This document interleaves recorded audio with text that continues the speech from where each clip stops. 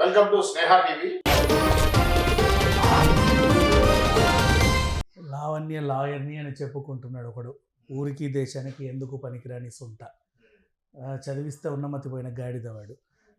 వాడికి ఏం ప్రాబ్లమో ఈ కేసులో నాకు ఇప్పటివరకు అర్థం కావట్లేదు. ఎవరికి అర్థం కావట్లేదు, వాడికి కూడా అర్థం కావట్లేదు. కానీ ఏదేదో వాగేస్తున్నాడు. అసలు ఇంకా చెప్పాలంటే నన్ను అడిగితే లావణ్య డ్రగ్ పెడ్లర్ అని తెలుసు, లావణ్యకి డ్రగ్ పెడ్లర్ వీడేమో, నాకు అదే డౌట్ వస్తుంది. కాదు విద్యార్థి, మామూలుగా మీరు కొద్దిగా సింగిల్ తోటి వాడు అని మాట్లాడతారు కదా, ఒక లాయర్ అలా మాట్లాడే కారణం ఏంటో తీసుకోవచ్చా? ఒక లాయర్ నేను లాయర్ని ఎప్పుడు మాట్లాడట్లేదే. వాడు లాయర్ అని చెప్పి వాడు అనుకుంటున్నాడు, నేను వాడిని లాయర్ అనుకుంటే వాడికి మర్యాద ఇవ్వాలి. అతను లాయర్ అని సమాజం అనుకోవట్లా, ఎవరు అనుకోవట్లా. ఎగ్జాక్ట్లీ దానికని అసలు వాడు లాయర్ అనే విషయము వాడు మాత్రం ఫీల్ అవుతున్నాడు, ప్రపంచము సొసైటీ ఎవరు ఫీల్ అవ్వట్లా వాడు లాయర్ అని. అంతే. లాయర్కి గౌరవం ఇస్తాం, డాక్టర్కి గౌరవం ఇస్తాం, ఇంజనీర్కి గౌరవం ఇస్తాం, కనీసం చదువు లేని వాడైనా సరే వృత్తి విద్యలో చాలా నైపుణ్యం చూపిన వాళ్ళకి గౌరవం ఇస్తాం. ఎందుకు అంటే వాళ్ళు గౌరవనీయులందరూ కూడా ఇతరులను గౌరవించడం తెలిసిన వాళ్ళై ఉంటారు. ఈ గౌరవనీయుడికి ఇతరులను గౌరవించడం తెలియదు, సో వీడు గౌరవనీయుడు కాదు, సో వీడికి గౌరవం ఇవ్వాల్సిన అవసరము లేదు.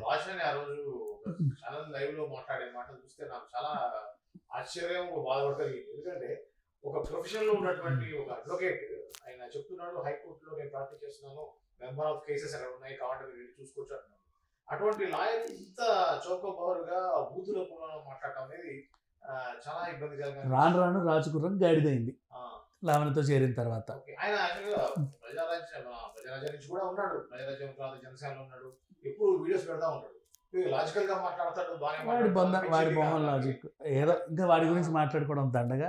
నిన్న వాడు వాగిన ఇంకో వాగుడు గురించి మాట్లాడితే ఈ గాడిద ఏమనింది, కుక్కలతోనే సంసారం చేస్తాయి అని చెప్పి వాళ్ళ ఇంటి తరఫున ఒక ఆమె ఇట్లా అనింది అని చెప్పి ఇష్టం ఉన్నట్టు వాగాడు. ఇప్పుడు ఆ మాటకి రియాక్ట్ అవ్వాల్సింది లావణ్య. ఆమెని తిట్టే బాధ్యత, హక్కు, అర్హత ఉన్న ఆవిడ ఈవిడ.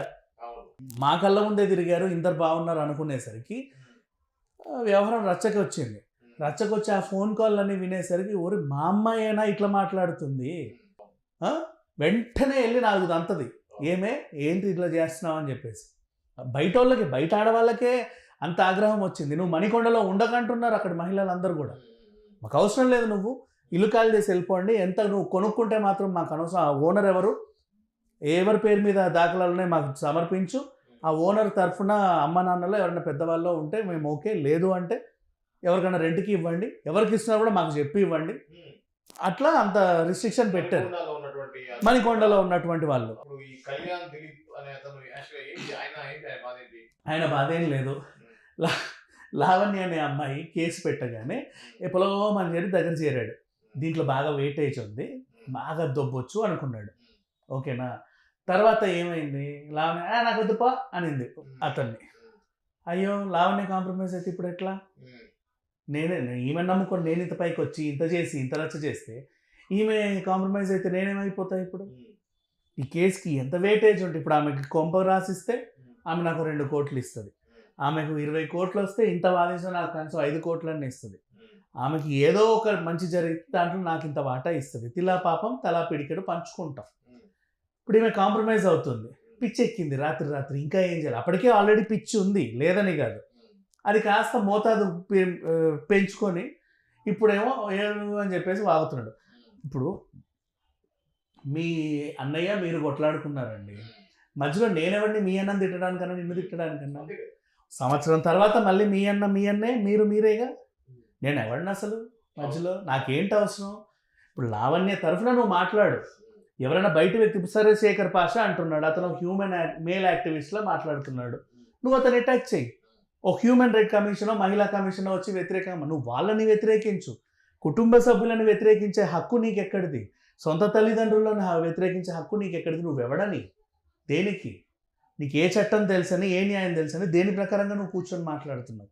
అసలు ఎవడివి నువ్వు? బేసికల్లీ ఎవడివి నువ్వు అంటే ఎవడైతే డ్రగ్స్ కేసులో ఇరుక్కుంటాడో వాళ్ళని విడిపించేటోడివి, వాళ్ళని విడిపించి మళ్ళీ సమాజం మీద వదిలేవాడివి. ఎవరైతే పచ్చని సంసారం పెళ్ళైన 4 నెలలకు 6 నెలలకు విడిపోవాలి అనుకుంటే పెద్ద మనుషుల్లో బుద్ధి చెప్పి కలపాల్సింది పోయి వెంటనే వాళ్ళని విడదీసి రచ్చకెక్కేవాడివి నువ్వు. వాళ్ళ ఇంటి పరువు పోయింది, వాళ్ళ ఇంటి పరువు. ఆ నొప్పి ఆమెకు తెలుసు. పోయింది వాళ్ళ కుటుంబం పరువు. ఆ నొప్పి ఆమెకు తెలుసు. వీడేవాడు, వీడికేం తెలుసు? ఎవడు మాట్లాడడానికి? ఎందుకు మాట్లాడతాడు? ఆ కేసు కోర్టుకి ట్రయల్కి వెళ్ళిందా, తర్వాత నువ్వెవడో తెలియదు. లావణ్య దగ్గరకు వచ్చినా కూడా నవ్వుతావో లేదో కూడా తెలియదు, పలకరిస్తావో లేదో కూడా తెలియదు. నీ చిల్లర నీ చేతికి అందితే నీకు ఆ క్లయింట్ కూడా అవసరంలా. అంటే మధ్యలో వచ్చే అదేంటిది నడమంతపు సంబంధం నీది, అంతే. ఒక నడమంతపు సంబంధం. కొన్ని రోజులు మాత్రమే నీతో ఆ ట్రావెల్. ఈ రచ్చ అయ్యేంత వరకు. ఇప్పుడు ఆమెకు కూడా నీతో ఎందుకు తిరుగుతుందంటే ఆమెకు ఒక పెద్ద సపోర్ట్ కావాలి, నీలా నోరేసుకొని వాగేటోడు కావాలి. లేదు కాబట్టి ఎవరు లేరు.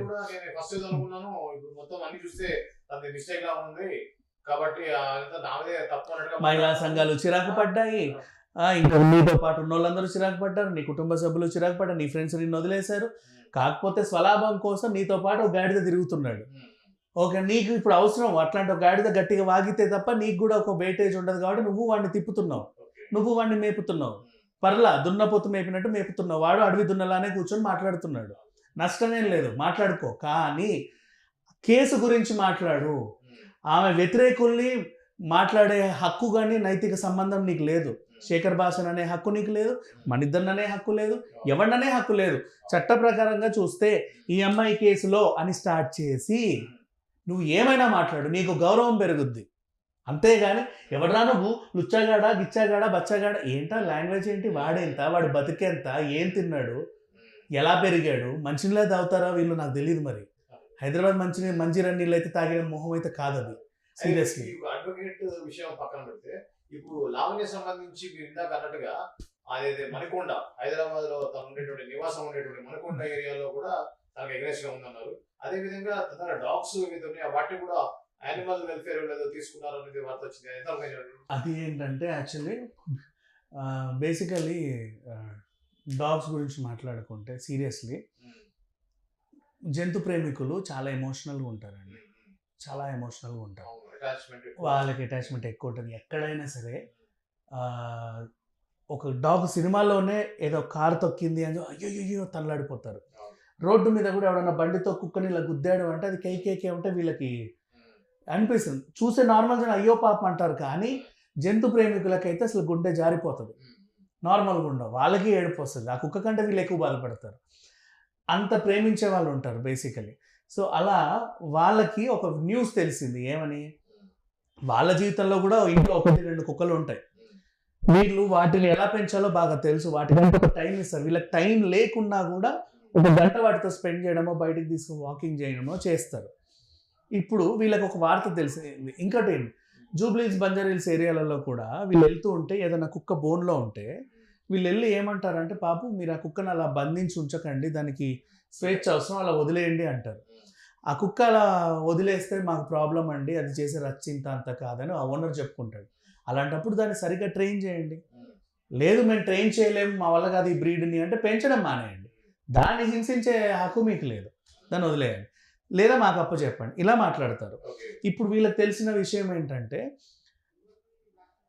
ఈమె లావణ్య అనే అమ్మాయి ఏం చెప్పింది, నేను రాజ్ తరుణ్ కలిసి ఉన్నప్పుడు బోళ్ళని కుక్కల్ని పెంచుకున్నాము, ఆయన దగ్గరుండి చూసుకున్నాడు అని చెప్పింది.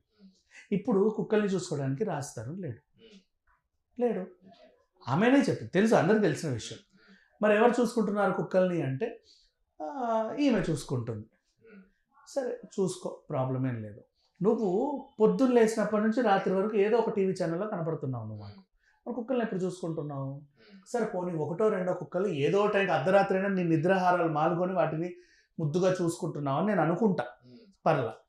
నీ దగ్గర 18 కుక్కలు, 5-6 మించి క్యాట్స్ ఉన్నాయి, టోటల్ 25కి సంబంధించి మూగజీవాలు ఉన్నాయి, రకరకాల జాతులకు చెందినవి. వాటిని ఒక్కో గంట ఒక్కో కుక్కతో స్పెండ్ చేసినా సరే నీకు రోజు గడుస్తుంది. ఒక్కో కుక్కకి భోజనం పెట్టి దాన్ని సరిదిద్దడానికే నీకు రోజు గడిచిపోద్ది. నువ్వేమో పొద్దంతా బయట తిరుగుతున్నావు. మాకు అర్థం కావట్లేదు, కుక్కలు ఉన్నాయా లేవా, ఉంటే వాటిని హింసిస్తున్నావా, బోన్లో బంధించావా, టైంకి తిండి పెడుతున్నావా, వాటి స్వేచ్ఛ వాటికి ఇస్తున్నావా, మాకు తెలుసుకోవాల్సిన బాధ్యత ఉంది అని వీళ్ళందరూ ఆమెను అడగల, యానిమల్ వెల్ఫేర్ అసోసియేషన్కి ఇచ్చారు. ఎందుకంటే మొన్న కూడా ఈమె వాళ్ళ ఇంటికి వెళ్ళినప్పుడు వాళ్ళ పేరెంట్స్ కూడా ఈమెనే వల్ల పోలీస్ స్టేషన్కి వచ్చి మాదా పోలీస్ స్టేషన్లో కేసు పెట్టారు. దౌర్జన్యం కేసు. ఈవెన్ అనడానికి లేదు. ఎందుకు మాకేం అవసరం నిన్ను ఏదో ఒకటి అనడానికి. నీ మీద పడితే నువ్వు మళ్ళీ రిటర్న్ మరికి రక్కేస్తున్నావు, మనుషులు పెట్టి కొట్టిస్తున్నావు, అవసరమా? అక్కర్లా. మాకేమంటే మేము వీళ్ళు బాధ్యతగా యానిమల్ వెల్ఫేర్కి బాగా లెటర్స్ వచ్చాయి బోల్డ్ అన్ని, చూడండి చూడండి చూడండి. ఇప్పుడు వాళ్ళకి మేము సమాధానం చెప్పాలి. అమ్మ లావణ్య, నువ్వు కుక్కల్ని జాగ్రత్త చూసుకుంటున్నావా లేదా? మరి చూసుకుంటున్నాను, నేను లేని టైంలో పలానా పనులను పెట్టుకున్నానండి, వీళ్ళు టైం టు టైం వాటికి కావాల్సిన పోషకాలు ఇస్తారు, నీళ్లు పెడతారు, ఫుడ్ పెడతారు, పెడిగ్రీ పెడతారు, తిప్పుతారు, బాగున్నాయి చూడండి, పుష్టిగా ఉన్నాయి, ఆ వయసుకు తగ్గ వెయిట్ అది బాగానే ఉన్నాయి, మేమేం హింసించట్లా, బోన్లోనూ పెట్టట్లా, వాడికి కావాల్సిన ప్రేమ కూడా మేము అందిస్తున్నాము అని ఒక స్టేట్మెంట్ అని రిలీజ్ చేసి ఒక వీడియోలో పెట్టు. ఇన్ని లీకులు ఇన్ని వీడియోలు పెట్టావు, ఇది పెట్టడానికి ఏమైంది? పెడితే సరేలే అమ్మ నువ్వు బాగానే చూసుకుంటావు మేము వదిలేస్తాం. లేదు వాటికి ఏమైనా హింస జరిగిందంటే మేము పట్టుకెళ్ళిపోతాం. అంటే వాళ్ళ బాధ ఏంటంటే మనుషులు ఉన్నప్పుడు కూడా మీ ఫోన్ ఆడియో టేపులన్నీ బయటకు వచ్చాయి, బాగా తిట్టుకున్నారు, థూ పోరా థూ థూ అనుకున్నారు. చిపో అని ఆడిపోయి చిపో అని నువ్వు పోయి మధ్యలో కుక్కలు ఎవరు చూసుకున్నాడు ఆ టైంలో? ఎవరు చూసుకోవాలి. అండ్ లోపలికి వెళ్ళి కోపంకి వెళ్ళి తలపేసుకుంటారు, ఈమె లోపలికి వెళ్ళి తలపేసేసుకుంటారు, పోరా పోరా కటిఫ్ నీతో. మరి వాటిని ఎవరు చూసుకున్నారనే ఒక అనుమానం వచ్చింది మాకు. నెక్స్ట్ నువ్వేమో ఆయనేమో సినిమా షూటింగ్లను పోతా ఉంటే నువ్వేమో డ్రగ్గులు తీసుకున్నావు, తీసుకొని అనే టైంలో మత్తులో పడుకుంటావు, డ్రగ్ తీసుకొని నీట్గా బెడ్ చరుపుకొని పిల్లో వేసుకొని అయితే పడుకోవు కదా, ఎక్కడ పడితే అక్కడ పడిపోతావు. నువ్వు అలా పడుకున్నప్పుడు సోయి లేకుండానే నీకు సంబంధించిన మాదక ద్రవ్యాలు అక్కడిక్కడ పడి ఉంటాయి. మూగ జీవాలకి ఏం తెలుసు, వాసన నాకుతాయి, వాటికి ఏమో ఈ వాటి పరిస్థితి వాడు తెలుసా ఇది డ్రగ్గు దాన్ని నాకొద్దు అని. నువ్వు డోంట్ బైట్ అనో డోంట్ చూ అని రాసినా కూడా దానికి అర్థం కాదు కదా, అంతేగా. నో ఎంట్రీ అని రాస్తే దానికి అర్థం కాదు. అది వస్తుంది మాకు ఆ డౌట్లు వస్తున్నాయి. అండ్ ఆయన మీద కోపంతో నువ్వే ఊరేసుకోవడానికి చచ్చిన దానివి, ఇదిగో ఈ కుక్కను చంపేసిన ఎన్నిసార్లు బెదిరించి ఉంటావు, దేన్ని హింసించావు? నువ్వు ఒక సైకోలా మారినప్పుడు మనుషుల్నే ఇంత కొట్టినప్పుడు మూగ జీవాలు నీ దగ్గరికి వస్తే ఫ్యాన్ మనోడు పీకవు, వాటికి తెలియదుగా నీ దగ్గర రావద్దని ఆ టైంలో. అలా ఎంత హింస పెట్టావు, ఇవన్నీ మాకు తెలుసుకోవాల్సిన అవసరం ఉందని చెప్పి అన్ని కుక్కలకి టెస్టులు చేయాలి, అన్ని పిల్లలకి టెస్టులు చేయాలి, వాటి మానసిక స్థితి శారీరక స్థితి బాగుంది అనుకుంటే లావణ్యకి ఇవ్వండి, లేదు అంటే మీ సంరక్షణలో పెట్టుకోండి అని ఆమెకు బోల్డ్ అన్నీ వచ్చాయి. నెక్స్ట్ ఇక కొంప గురించి ప్రెసిడెంట్ దగ్గరికి వెళ్ళి ప్రెసిడెంట్ ఈవిడ ఎందుకు ఉండనిస్తున్నావు మన కాలనీలో అని అడిగితే ఆ ప్రెసిడెంట్ నేను నిజంగానే కనుక్కుందామని అప్పుడప్పుడు వెళ్ళాను, నా బాధ్యత. అప్పుడప్పుడు వినాయక చవితి చందాలకో లేకపోతే ఇంకా దేనికో కూడా కొన్నిటి మన పూజల పురస్కారాలకి ఆహ్వానం కోసం కూడా మేము వెళ్ళాము. ఇంటి ముందు బీవేర్ ఆఫ్ డాగ్ అని ఇంట్లో ఒక కుక్క ఉంటేనే మాకు ఒళ్ళు జల్దరి సబబు అంటాము. కొంప నిండా కుక్కలనే పెట్టుకుంటే వాళ్ళ ఇంటికి ఎవరు వెళ్తారమ్మా? పోనీ లావణ్య బయటికి రండి, ఆమె మెర్రండే లోపలికే అంటది. అవునా, మేము వెళ్ళడం ధైర్యం చేయట్లేదు, ఆమె కూడా వచ్చే యాటిట్యూడ్ కాదు. సో అట్లా వదిలేసాము. ఇంత జరుగుతుందని మాకేం తెలుసమ్మా, నిజంగా మీతో పాటే నేను విన్నానని ఆ ప్రెసిడెంట్ కూడా గోల పెట్టుకోవడం. ఈ మహిళలందరూ కలిసి అమ్మా తల్లి మేముండే ఈ సమాజంలో మీరు ఉండాల్సిన అవసరం లేదు, ఏంటంటే ఇంకెప్పుడు సినిమా వాళ్ళకి మేము కూడా అద్దెకి ఇవ్వము, నీ వల్ల సినిమా వాళ్ళకి కొంపలు దొరకలేని పరిస్థితి. సినిమా వాళ్ళు అంటే డ్రగ్ అంటే సినిమా వాళ్ళు అంటే ఎట్లుంటుందంటే ఏమంటే టులెట్ మీరేం చేస్తారు సినిమా వాళ్ళు, మీరు డ్రగ్గులు ఇంట్లోనే తీసుకుంటారా లేక బయట తీసుకుంటారా అని అడగటానికి వస్తుంది. అట్లా ఉంటుంది పరిస్థితి. పెద్దచ్చి మాకు అలవాటు సినిమా వాళ్ళు అన్నారు కదా మరి మీరు డ్రగ్స్ తీసుకోరా, నిజమా? అట్లా అయిపోయింది వీళ్ళ వ్యవహారం బట్టి. లావణ్య వల్ల ఇంత డ్యామేజ్ జరిగింది. ఇంకా చెప్పాలంటే ఇంత గతంలో డ్రగ్స్ విషయంలో చాలామంది దొరికారన్న వార్తలు వచ్చినా కూడా ఈ డ్రగ్స్ లావణ్య వల్ల ఈసారి టాలీవుడ్లో అంటే తెలుగు సినిమా వాళ్ళంటే చాలు డ్రగ్స్ అండ్ సినిమా వాళ్ళని ముద్ర వేసి పడేసింది ఈ పిల్ల. సో ఈమె వల్ల ఇంకా బోల్డ్ డ్యామేజ్ అని ఫ్యూచర్లో కూడా ఎవరి సినిమాలకు ఇదేంటిది మన ఇల్లులు ఇచ్చే దాఖలాలు లేవు. అండ్ ఈమెను మాత్రం మణికొండ నుంచి తొందరగా తరిమేసే పనిలో ఉన్నారు. అండ్ ఇంకొకటి ఆమె ఇల్లు ఖాళీ చేయడం ఆమె కూడా శ్రేయస్కరమే. ఎందుకు అంటే పలానా ఆమె అంట ఆ డ్రగ్స్ లావణ్య అంట ఎవరెవరికో డ్రగ్గులు ఇచ్చేదంట, ఆ అమ్మాయిలని న్యూడ్ వీడియోలు తీసి ఏదో చేసిందంట, ఒక అబ్బాయిని హింసించిందంట, పడిపోయింది, రోజు అట్లా పోతుంది వస్తుంది. ఆ మొహం తెలుసు కదా, నేనే కూర్చుంటుంది కదా, ఎవడు రాయెత్తి కొడతాడో తెలియదు, ఎవడేం కొడతాడో తెలియదు. పైగా నాకు మగాళ్ళ పిచ్చి మగాళ్ళు కావాలి, నాకు ఇప్పుడు అర్జెంటుగా కావాలని ఆమె ఆడియో లీక్ అయింది. ప్రజెంట్ ఖాళీగా ఉంటుందని తెలిసింది. ఎవడెవడెళ్ళి ఏమేం చేస్తాడో తెలియదు కదా, డ్రగ్గు మత్తులో ఉంటుందిరా మనం ఏం చేసినా తెలియదని అనుకునే వాళ్ళు కూడా ఉంటారుగా. అవునా? అట్లా ఎక్కడో వెళ్ళి ఎవరినో రేప్ చేసే కంటే పోలీస్ స్టేషన్కి వెళ్ళే కంటే ఈమె కావాలని కోరుకుంటుంది. అది ఆ రేపేదో ఈమె దగ్గరికి వెళ్తే ఆమెనే మనల్ని పిలుచుకుంటుంది. కేసు కూడా ఏముండదు, ఆమె ఎట్లా డ్రగ్గుమత్తులు ఉంటే ఎవడొచ్చాడు ఎవడు పోయాడు ఆమెకి కూడా గుర్తుండదు అన్నట్టు మాట్లాడుకోరా, మాట్లాడుకునే వాళ్ళు కూడా ఉంటారుగా. సో ఆమెకు కూడా హానికరమే అది. తీసుకెళ్ళి ఆమెని జైల్లో వేస్తే ఆమెను రక్షించినట్టు ఉంటుంది. లావణ్యం జైల్లో అంటే ఆమె ఏదో తప్పు చేసింది ఆమె జైల్లో వేయండి అనేది కాదు, తప్పు ఎప్పుడన్నా నిర్ధారణ అవుతుంది. కానీ లావణ్యకి ఇప్పుడు ప్రాణహాని కూడా ఉంటుంది. ఆమె కూడా గొడవల్లోకి వెళ్తుంది కదా 10 మంది రౌడీలను వేసుకొని. ఏ విషయంలో ఎక్కడో ఏదో జరుగుద్ది, ఎవడికి ఏం తెలుసు, పట్టణోడు ఎవడేమంటాడు. అందుకైనా మంచిది, ఎందుకైనా మంచిది ఈమెను తీసుకెళ్ళి జైలు వేస్తే కనీసం ఆమెనైనా సంరక్షించినట్టు ఉంటుంది. లావణ్య రాజ్ తరుణ్ కేసు సంబంధించినటువంటి తాజా అప్డేట్స్ మరో అంశంతో మళ్ళీ కలుద్దాం. అంతవరకు చూస్తూనే ఉండండి స్నేహ TV. Please like, share and subscribe Sneha TV.